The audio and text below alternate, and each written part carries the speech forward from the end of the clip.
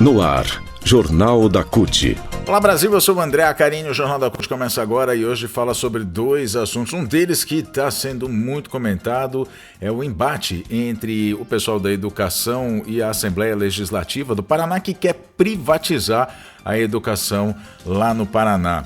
A gente vai saber os detalhes, vai saber que a greve continua também e ainda que o PIB cresceu 0,8% no trimestre. A economia do país passa a ser a 8ª maior do mundo. A partir de agora, então, aqui no Jornal da CUT. Rádio CUT. Aqui a classe trabalhadora tem voz.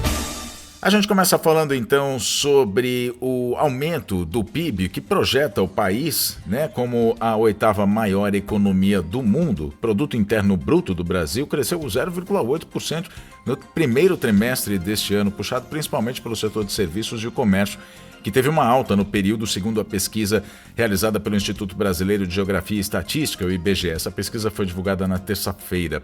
Os investimentos, assim como o consumo das famílias, também tiveram um comportamento favorável.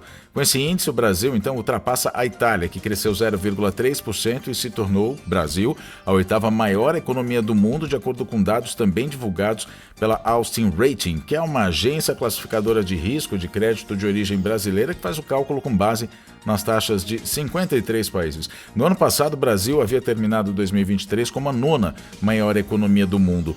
Na análise da coordenadora de contas nacionais do IBGE, a Rebeca Palles, o crescimento do PIB foi principalmente devido a 5 fatores. A melhoria no mercado de trabalho brasileiro, a melhora, na verdade, a queda do desemprego, as quedas nas taxas de juro, a Selic, a inflação mais baixa, a continuidade dos programas governamentais de auxílio às famílias e a queda na inadimplência após o programa Desenrola, programa de renegociação de dívidas do governo Lula. O Desenrola, que terminou no dia 20 de maio deste ano, teve um saldo de 53 bilhões de reais em refinanciamentos e a redução da inadimplência entre o público do programa, que foi de 8,7%. O valor negociado equivale a 0,5% do PIB, de acordo com o governo federal.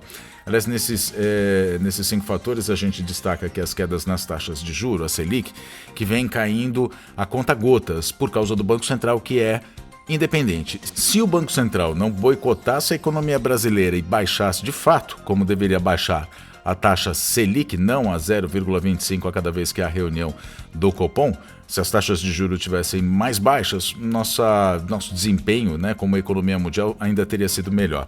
O secretário de Administração e Finanças da CUT, o Ariovaldo de Camargo, diz que o crescimento do PIB brasileiro é uma demonstração de que as medidas do governo federal são as que de fato trazem alterações na forma de conduzir a economia, como é o caso do Desenrola, que trouxe um impacto positivo de investimentos, retirando as famílias da inadimplência e fazendo com que as famílias também tenham uma maior capacidade de adquirir bens, de comprar bens, adquirir serviços ou contratar serviços, o que traz uma melhora significativa.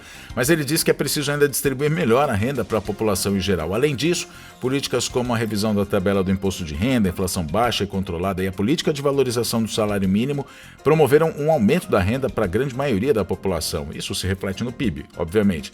Ariovaldo diz ainda que o mercado de trabalho favorável e as negociações coletivas proporcionando ganhos reais também devem ser destacados. A fala dele foi a seguinte: estamos com uma perspectiva que o Brasil cresça 2,5% este ano ou até mesmo 3%, contra as projeções de que o Brasil não cresceria com essa intensidade nem no ano passado e nem nesse ano. Ele diz, havia a projeção de crescimento de 2,5%, só que os contrários diziam que o Brasil não ia crescer. Não é isso que está acontecendo, o Brasil está crescendo. E aí o Ari continua, a forma como o ministro Fernando Haddad e o presidente Lula têm conduzido a economia do Brasil mostra o contrário, No entanto, não basta ser uma boa economia pujante sem a melhor distribuição de renda, onde os mais pobres possam ter acesso a bens e serviços, e isso passa por uma reforma tributária, diz o Ariovaldo de Camargo. Só deixando claro aqui, o Ariovaldo diz que o que se mostra contrário é justamente sobre as projeções negativas que eram feitas pelo mercado, Mas ainda assim precisa de melhor distribuição de renda. Por setores, as maiores contribuições para a alta do PIB nesse primeiro trimestre, em relação ao quarto trimestre do ano passado, vieram do comércio, 3%, informação e comunicação, 2,1%, e de outras atividades de serviços, 1,6%. A agropecuária cresceu 11,3%, e a indústria de transformação também avançou em 0,7%. Só que os indicadores da indústria ainda registram resultados negativos se forem analisados os últimos 12 meses. Isso reforça a necessidade de uma reindustrialização do Brasil na avaliação de Ariovaldo de Camargo. Ele diz, obviamente, que a pecuária também teve um impacto grande no PIB e nós estamos num processo de debate com o governo federal da reindustrialização do país, porque no momento temos uma baixa capacidade da indústria brasileira de competição com o mercado internacional que vem para dentro do país e, de certa forma, a competição não tem sido positiva por parte da nossa indústria. Em relação ao primeiro trimestre do ano passado, a economia brasileira cresceu 2,5%. Em valores correntes, o acúmulo é de 2,7 trilhões de reais entre janeiro e março.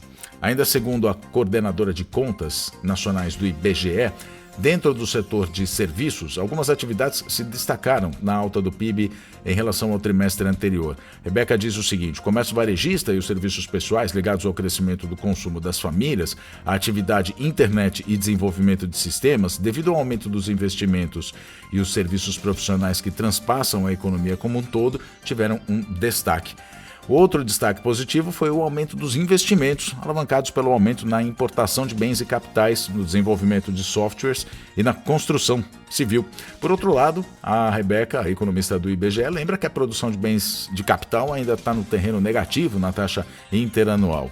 Bom, com essa análise, então, a gente termina, Com a análise, a gente termina sobre esse assunto, assim, sobre o crescimento do PIB em 0,8%, reforçando que o país passa a ser a 8ª maior economia do mundo. Agora o Jornal da CUT fala sobre o Paraná, sobre a mobilização dos trabalhadores da educação lá no Paraná, que são contra o PL das privatizações das escolas. As trabalhadoras e os trabalhadores da educação pública lá do estado do Paraná realizaram na segunda-feira uma grande marcha no centro de Curitiba. Mais de 20 mil pessoas foram às ruas para dizer não ao projeto do governador Ratinho Júnior, que pretende repassar para a administração privada a gestão de 200 escolas da rede estadual. A caminhada saiu da Praça Santos Andrade, foi até a Assembleia Legislativa e ali os servidores públicos foram recebidos, para variar, com violência pela Polícia Militar de Ratinho Júnior. Além de bombas de efeito moral e tiros de bala de borracha, 2 manifestantes foram presos pela Polícia Militar.